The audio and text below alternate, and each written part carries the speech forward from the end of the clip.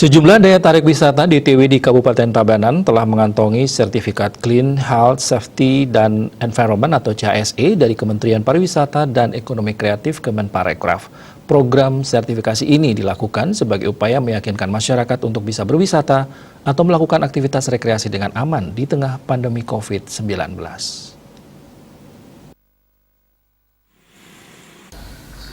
Kepala Dinas Pariwisata Dispar Tabanan IGD Sukanada mengungkapkan sejak awal masa pandemi COVID-19 sebenarnya Dispar Kabupaten Tabanan sudah mengeluarkan sertifikasi serupa kepada para penyedia atau pelaku akomodasi pariwisata.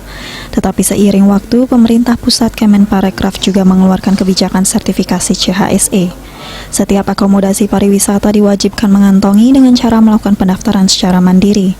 Bercermin dari kondisi tersebut, akomodasi pariwisata di Tabanan sudah siap, namun untuk mengantongi sertifikasi CHSE dari pusat ini, beberapa pelaku akomodasi pariwisata bermasalah, salah satunya karena salah dalam memasukkan akun. Saat ini pihaknya juga masih mengkomunikasikan dengan membidangi terkait kendala tersebut, sekaligus untuk terus mendata akomodasi pariwisata di Tabanan yang terkait yang sudah mengantongi sertifikasi CHSE dari Kemenparekraf. Dispar Tabanan mencatat DTW di Tabanan yang sudah mengantongi CHSE dari Kemenparekraf adalah DTW Ulun Danu Beratan dan DTW Tanah Lot. DTW lainnya masih akan terus didata setelah sebelumnya dilakukan sosialisasi di lapangan.